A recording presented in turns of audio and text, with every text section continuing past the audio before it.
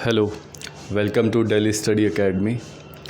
I am sure you have heard about TB, tuberculosis, जिसके हर साल 10 लाख से भी ज़्यादा केसेस आते हैं अकेले इंडिया में। तो वर्ल्ड में तो मैं क्या ही कहूँ। जब आपने टीबी के बारे में सुना है, उसको हम एक डिफरेंट लेक्चर में कवर करेंगे। अभी मेरा पॉइंट कुछ और है। अगर आपने टीबी के बारे में सुना है तो मोस्ट प्रोबेबली आपने सुना होगा कि डॉक्टर्स टीबी के पेशेंट्स को हमेशा बोलते हैं कि अपनी मेडिकेशन बंद मत करो जब तक कोर्स पूरा ना हो जाए। आपने ज़रूर सुना होगा। जब तक कोर्स पूरा ना हो जाए, ये डिपेंड करता है कि उनको कौन सा टीबी है, ठीक है। लेकिन जब तक वो पूरा नहीं हो जाता तब तक डॉक्टर्स स्ट्रिक्टली मना करते हैं कि मेडिकेशन अपनी स्किप ना करें, बंद ना करें। तो वो ऐसा क्यों करते हैं, उसके बारे में इस लेक्चर में जानेंगे।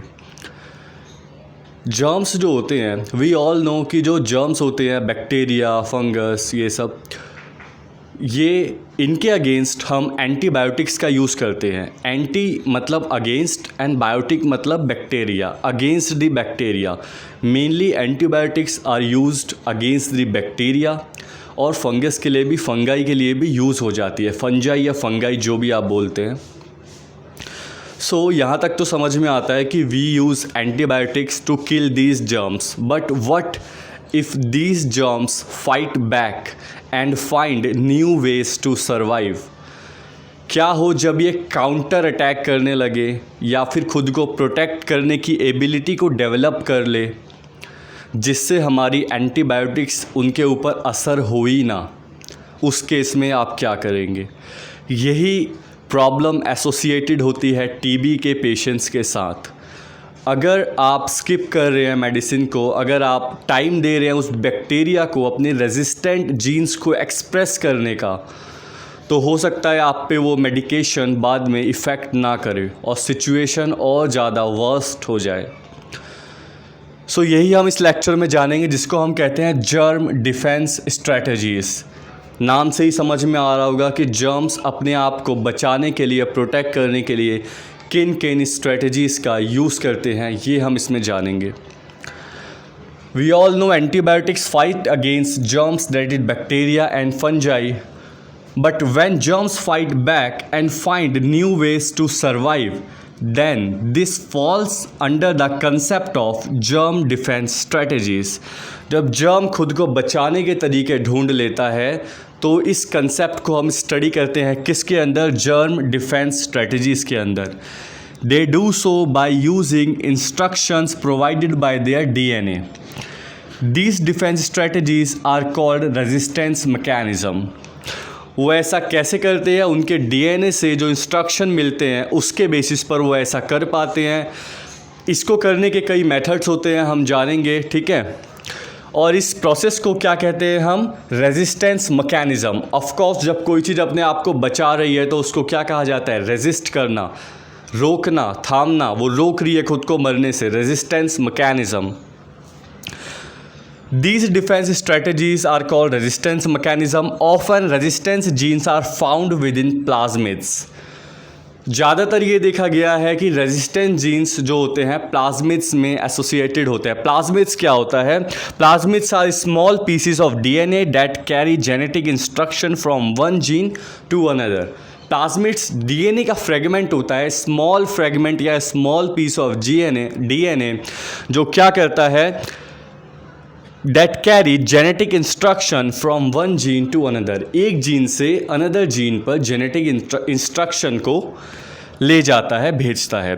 There are mainly 5 mechanism of defense strategies of gene। Mainly मैं आपको यहाँ पे एग्जाम्पल के तौर पे 5 मैकेनिज़्म बताऊँगा जिससे वो जर्म अपने आप को प्रोटेक्ट करते हैं। इसको आप एक बार देख लीजिए, whatever I have written on board. उसके बाद मैं आपको उस 5 मैकेनिज़्म के बारे में बताता हूँ। बहुत ही इंटरेस्टिंग है, आपको देख करके बहुत सरप्राइज फील होगा, बहुत शॉकिंग फील होगा कि ये इतने से जर्म्स अपने आप को एंटीबायोटिक के अगेंस्ट फाइट करने के लिए रेडी कर लेते हैं। Have a look.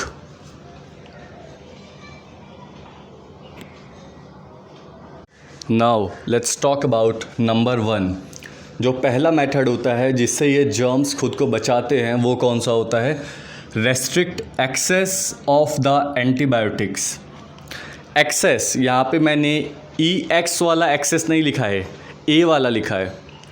एक्सेस का मतलब मैं कहता हूँ कि मैं आपका एक्सेस यहाँ तक रोक दूँगा, यहाँ यानी कि आपको मैं यहाँ तक पहुँचने नहीं दूँगा। इसका मतलब है मैं आपकी एंट्री को वहाँ तक प्रिवेंट कर रहा हूँ। जैसे बोलते हैं ना, कई ऐसी जगह होती है जहाँ पे नॉर्मल पॉपुलेशन का जाना रेस्ट्रिक्टेड होता है, तो बोलते हैं कि no access to this place. तो वही वाली बात है। ये क्या करते हैं, germ restrict access by changing the entryways और limiting the number of entryways. Gate को वो बदल देते हैं। मेरी बात को ध्यान से समझिएगा। जैसे मैं आपको कहता हूँ, एक एग्जांपल देता हूँ, ये मान लीजिए कोई गेट है, ये स्क्वायर शेप में है। किस शेप में है? स्क्वायर शेप में। अब मैं यहाँ इसके अंदर एक बड़े से सर्कल वाली चीज़ को इसके अंदर एंट्री कराना चाहता हूँ, तो क्या ये पॉसिबल है? ये पॉसिबल नहीं है। क्यों? क्योंकि शेप्स आर डिफरेंट, वो उसके अंदर से नहीं गुजर पाएगा। मान लीजिए ये भी इतना ही बड़ा है और ये भी सेम साइज़ का है, तो ये पॉसिबल नहीं है। ये कब हो पाएगा? जब मैं पहचानूं कि ये स्क्वायर है और मैं स्क्वायर वाली चीज़ को ही यहाँ से एंट्री दूँ, तब ये पॉसिबल है। तो हमने मेडिसिन जो बनाई वो इसको ध्यान में रख के बनाई, और उसने बाद में अपने आप को किसी और शेप में चेंज कर लिया, तो वो मेडिसिन वहाँ पर एंट्री नहीं ले पाएगी। अगर वो एंट्री ही नहीं ले पाएगी तो अपना काम कैसे करेगी? तो ये क्या करते हैं, germ restrict access by changing the entryways को ही चेंज कर देते हैं, या फिर उन गेट्स की संख्या को लिमिट कर देंगे।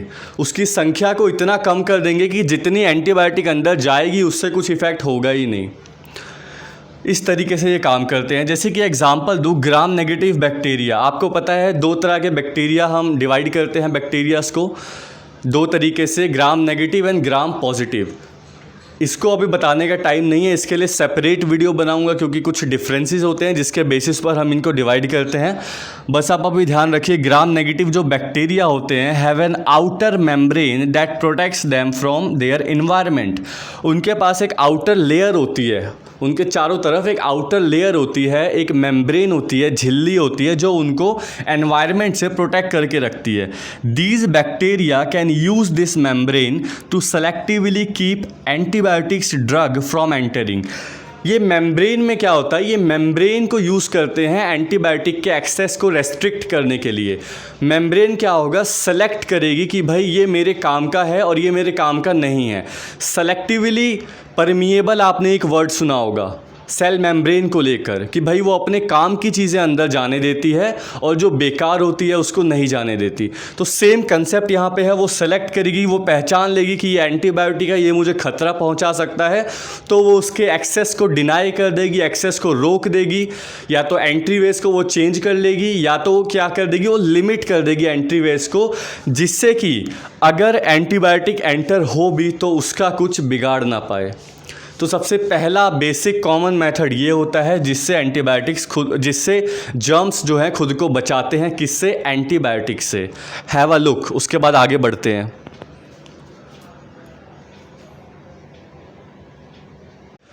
नाउ नेक्स्ट मेथड देखते हैं, second, get rid of the antibiotic. Get rid का मतलब क्या होता है? छुटकारा पाना। तो कैसे ये छुटकारा पाते हैं? Germs get rid of antibiotics using pumps in their cell wall to remove antibiotic drug that enter the cell। आपने सुना होगा सेल मेम्ब्रेन के अंदर भी पंप्स होते हैं, ऐसे ही इन बैक्टीरिया की सेल वॉल के अंदर पंप्स होते हैं। Not all the bacteria, but कुछ के पास पंप्स होते हैं। तो वो क्या करते हैं, उस पंप्स का यूज़ करते हैं मतलब कि एक जगह से दूसरी जगह उसको एंटीबायोटिक को निकालने के लिए, मतलब कि अंदर से बाहर पंप करने के लिए। पंप का यूज़ क्या होता है? पंप मतलब प्रेशर मतलब फोर्सफुली, है ना, यानी कि एक्टिव प्रोसेस हो रहा है, पैसिव नहीं, active. They need some energy, that's why they are using pumps.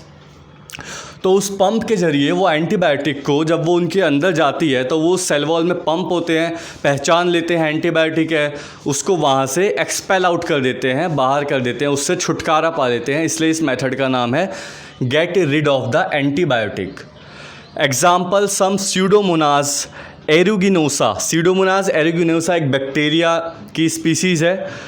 उसमें से कुछ बैक्टीरियाज के पास पम्प्स होते हैं, वो प्रोड्यूस करते हैं pumps to get rid of several different important antibiotic drugs, including कौन कौन से वो ड्रग्स है, कौन कौन सी एंटीबायोटिक ड्रग्स है जिससे वो गेट रीड करते हैं पम्प्स के ज़रिए। वो है फ्लोरोक्विनोलोन्स, बीटा लैक्टेम्स, क्लोरोएम्फेनिकॉल और ट्राइमेथोप्रिम। ये 4 ड्रग्स हैं जिससे स्यूडोमोनाज एरिगुनोसा बैक्टीरिया छुटकारा पाता है अपने पंप को यूज़ करके। फ्लोरोक्विनोलोन्स, बीटा लैक्टेम्स, क्लोरोएम्फेनिकॉल और trimethoprim, these are the drugs. So ये सेकेंड मेथड कौन सा हो गया, जिसमें बैक्टीरिया अपनी सेल वॉल के अंदर वाले पंप्स को यूज़ करते हैं उस एंटीबायोटिक ड्रग को अपने अंदर से बाहर निकालने के लिए, उससे छुटकारा पाने के लिए। Hence the name get rid of the antibiotic. Have a look.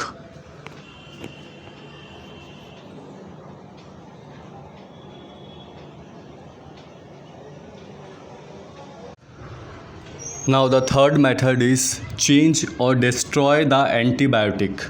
या तो उसकी फॉर्म को चेंज कर देंगे जिससे वो अपने ओरिजिनल फॉर्म में रहे ही ना और वर्क ही ना कर पाए, या फिर उसको टोटली डिस्ट्रॉय कर देंगे।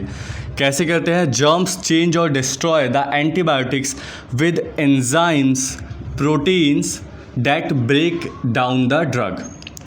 कुछ एंजाइम्स मिलते हैं कुछ बैक्टीरियाज के अंदर, ठीक है, कुछ प्रोटीन्स मिलते हैं जो ड्रग रेजिस्टेंस का काम करते हैं, उनको तोड़ देते हैं, उनको उनका काम नहीं करने देते, या तो फॉर्म चेंज कर देते हैं या तो टोटली डिस्ट्रॉय कर देते हैं। जैसे एग्जाम्पल के तौर पर क्लैब्सिएला न्यूमोनी एक बैक्टीरिया की कैटेगरी है, produce enzymes called carbapenemases which break down carbapenem drugs. Carbapenemases नाम का ये एंजाइम को प्रोड्यूस करता है, इसी ड्रग को, जिस ड्रग को तोड़ता है उसी के ऊपर ये नाम रखा गया है। कार्बापेनेमेजिस एंजाइम को प्रोड्यूस करता है और कार्बापेनेम ड्रग्स को ये तोड़ देता है, डिस्ट्रॉय कर देता है। And most other beta lactams drugs, है ना, और दूसरे और भी तरह के बीटा लैक्टेम्स ड्रग्स को, ये ड्रग्स की कैटेगरी है जिनको क्या करता है, ये डिस्ट्रॉय करता है, तोड़ देता है, उनको उनका काम नहीं करने देता। ठीक है, इस एंजाइम का नाम आप याद रख सकते हैं, ये कभी कभी आपके काम आएगा अगर आप स्टडी कर रहे हैं माइक्रोबायोलॉजी के अंदर तो। ठीक है, तो ये कौन सा मेथड हो गया? चेंज और destroy the antibiotic. Either form change कर देना या फिर टोटली डिस्ट्रॉय कर देना। किसके हेल्प से? एंजाइम और प्रोटीन्स की हेल्प से, जो बैक्टीरिया के अंदर खुद अपने प्रोड्यूस होते हैं। ठीक है, हैव अ लुक।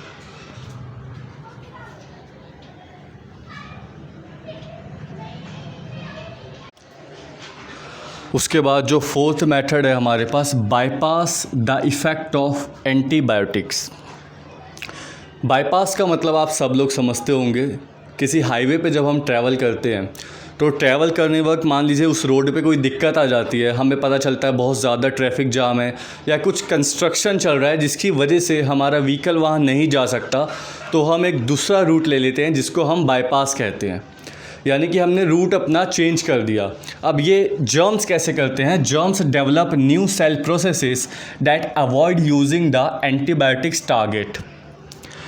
वो नए सेल प्रोसेसेस कुछ ऐसे डेवलप कर देते हैं जिसकी वजह से एंटीबायोटिक्स अपने टारगेट तक पहुंच ही नहीं पाती और उसको डिस्ट्रॉय कर ही नहीं पाती। कुछ ऐसे वो प्रोसेस अपने आप को बचाने के लिए डेवलप कर लेते हैं जिससे एंटीबायोटिक्स और टारगेट का कॉम्बिनेशन ऐसा नहीं बैठता है कि एंटीबायोटिक उसको, बैक्टीरिया को डिस्ट्रॉय कर सके। सभी एंटीबायोटिक अपने टारगेट पर काम करती है। नेक्स्ट मेथड भी ऐसा ही कुछ है, मैं अभी आपको बताने वाला हूँ, जो सभी एंटीबायोटिक्स अपने टारगेट पर काम करती है। एक स्पेसिफिक टारगेट होता है, वो उसको डिस्ट्रॉय कर देती है और डिस्ट्रॉय करने के बाद अपने आप ही वो सेल डेड हो जाती है, जो कि बैक्टीरियल सेल है। जैसे पेनिसिलिन जो होता है, पेनिसिलिन क्या करता है एंटीबायोटिक, वो पेनिसिलियम बैक्टीरिया के सेल वॉल को डिस्ट्रॉय कर देता है। सेल वॉल जब डिस्ट्रॉय हो गया तो ऑटोमेटिकली अंदर का सारा साइटोप्लाज्म होल्ड नहीं रहेगा, सब कुछ बिखर जाएगा। सब कुछ बिखर गया, जब सेल इंटैक्ट ही नहीं है, सब कुछ बिखर गया, तो उसको सेल कैसे कह सकते हैं, एक लाइफ कैसे कह सकते हैं, बैक्टीरिया कैसे कह सकते हैं। तो यही चीज़ यहाँ पर होती है, बाईपास कर देती है वो उसके इफ़ेक्ट को। ठीक है, for example some Staphylococcus aureus bacteria can bypass the drug effect of trimethoprim। कुछ स्टेफाइलोकोकस ऑरियस बैक्टीरिया की कैटेगरी ट्राईमेथोप्रिम ड्रग के इफ़ेक्ट को बाईपास कर देती है। ये इसका एक एग्जाम्पल है। तो कौन सा था ये? Bypass the effect of antibiotics.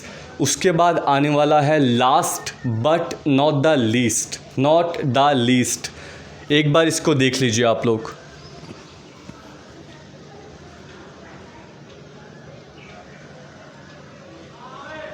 जो लास्ट हमारे पास अब मेथड है वो है change the targets for the antibiotic. उसके टारगेट को ही बदल दो। अगर टारगेट बदल दिया, मान लो सेल वॉल पे इफ़ेक्ट करना था पेनिसिलिन, ठीक है, पेनिसिलिन को, तो अगर टारगेट को ही बदल दिया, वो उसे तोड़ ही नहीं पाया, तो पूरी सेल टूटेगी कैसे? वो बैक्टीरिया मरेगा कैसे? So many antibiotic drugs are designed to single out and destroy specific parts, जिसको हम टारगेट कहते हैं। सारी एंटीबायोटिक ऐसे बनाई जाती है कि वो कुछ स्पेसिफिक पार्ट्स को डिस्ट्रॉय करे, कुछ स्पेसिफिक टारगेट हो उनके जिसको वो डिस्ट्रॉय करे और पूरी सेल ही ख़त्म हो जाए। ऑफ ए बैक्टीरियम, ठीक है, जैसे ये समझने का मतलब सबसे अच्छा तरीका है, जैसे बुलेट है, हम किसी को शूट करते हैं तो अगर उसके यहाँ हार्ट में सीधा बुलेट लगेगी तो बहुत हाई चांसेस हैं, हाई चांसेस क्या, ऑलमोस्ट श्योर होता है कि उसकी डेथ होनी है हार्ट में या ब्रेन में, ठीक है। तो ऐसे ही वो टारगेट को पहचानते हैं, उन्हीं को डिस्ट्रॉय कर देते हैं, जिससे पूरी सेल ही मर जाती है। जर्म्स क्या करते हैं? जर्म्स के बारे में देखते हैं। Germs change the antibiotic target so the drug can no longer fit and do its job. Drug जो होते हैं उनके टारगेट को ही चेंज कर देते हैं। मान लो एंटीबायोटिक को इफ़ेक्ट करना था उसके सेल वॉल को, अब टारगेट को ही चेंज कर दिया तो एंटीबायोटिक पहचान ही नहीं पा रही है कि भाई डिस्ट्रॉय किसको करना है। टारगेट चेंज हो गया, तो जब वो चेंज हो गया, वो स्पेसिफिक सेल वॉल के लिए वो हमारी जो मेडिसिन थी, डिज़ाइन थी, एंटीबायोटिक जो स्पेसिफिक सेल वॉल के लिए डिज़ाइन थी, अब वो टारगेट ही चेंज हो गया, तो वो किसको डिस्ट्रॉय करेगी, कैसे करेगी? क्योंकि वो एंटीबायोटिक एक स्पेसिफिक टारगेट के लिए डिज़ाइंड है। फॉर एग्जाम्पल एस्केरिचिया कोलाई बैक्टीरिया जो होता है विद द MCR1 जीन, उसके पास एक जीन होता है MCR1 जिससे वो एक कंपाउंड प्रोड्यूस करता है, can add a compound to the outside of the cell wall so that the drug colistin can not latch on to it. MCR1 gene के होता है जो उसके पास, उससे वो कंपाउंड ऐड करता है अपनी सेल वॉल के बाहर, जिससे कोलिस्टीन नाम का ड्रग उस पर अफेक्ट नहीं कर पाता है, वो टारगेट ही चेंज कर देता है। टारगेट को वो पहचान ही नहीं पाता है। कोलिस्टीन ड्रग अगर पहचान नहीं पा रहा है तो वो उसको मारेगा कैसे? सो हमने क्या किया, हमने टारगेट ही चेंज कर दिया, जिससे क्या हो गया, एंटीबायोटिक पहचान नहीं पाई टारगेट को, और पहचान नहीं पाई तो ख़त्म कैसे कर पाएगी, ठीक है। ये इसका बेस्ट एग्जाम्पल था। क्या? एस्केरिचिया कोलाई यानी ई कोलाई के अंदर MCR1 जीन कंपाउंड प्रोड्यूस करके कोलिस्टीन ड्रग के अगेंस्ट रेजिस्टेंस पैदा कर लेता है, ठीक है। So this was the last mechanism of drug resistance in bacteria, ठीक है। उनका डिफेंस वो अपना कैसे करते हैं, ये उसके 5 मैकेनिज़्म थे, ठीक है, मेनली जो फॉलो होते हैं। आई होप ये आपको समझ में आए होंगे। आई होप अब आपको क्लियर हो गया होगा कि डॉक्टर्स क्यों बोलते हैं कि अपने कोर्स को पूरा करो, अपनी मेडिसिन को पूरा लो, ठीक है। आई नो कि सारी एडवाइस मानने वाली नहीं होती है, बट ये एडवाइस तो आप अपनी डॉक्टर्स की फॉलो किया करो जिसका प्रूव हो रखा है, जिसका प्रूफ है ऑलरेडी कि भाई टीबी में उन्होंने रिसर्च कर रखी है कि भाई वो म्यूटेट कर सकता है, वो अपनी फॉर्म चेंज कर सकता है, वो ड्रग रेजिस्टेंट बन सकता है, जिससे आपको बाद में नुकसान होगा, वो फैटल हो जाएगी बीमारी, उससे आपकी डेथ भी हो सकती है। तो उस कोर्स को आपको पूरा करना है, आपको मौका ही नहीं देना है कि वो जो बैक्टीरिया है वो अपने ड्रग, अपने आप को, अपने जीन को एक्सप्रेस करे, इसका आपको मौका ही नहीं देना है। अपने जो रेजिस्टेंस जीन है उसको वो एक्सप्रेस ही ना कर पाए, ये आपको कोशिश करनी है कंटिन्यूसली मेडिसिन ले करके, ठीक है। So this was all about the drug resistance in bacteria, और इसको आप टीबी के एग्जांपल से हमेशा रिलेट करके देखेंगे तो ये आपको याद रह जाएगा। अगर आपको कोई फ़ीडबैक देना है तो आप कमेंट सेक्शन में दे सकते हैं। अगर आपको नेक्स्ट वीडियो का कुछ कहना है कि इस टॉपिक पे ऊपर किसी स्पेसिफिक टॉपिक पे आप वो वीडियो चाहते हैं तो आप वो भी कमेंट कर सकते हैं, ठीक है। और इसको आप एक बार अगर नोट करके पढ़ लेंगे तो ये पूरा लेक्चर आपको और अच्छे से समझ में आ जाएगा। Thank you so much.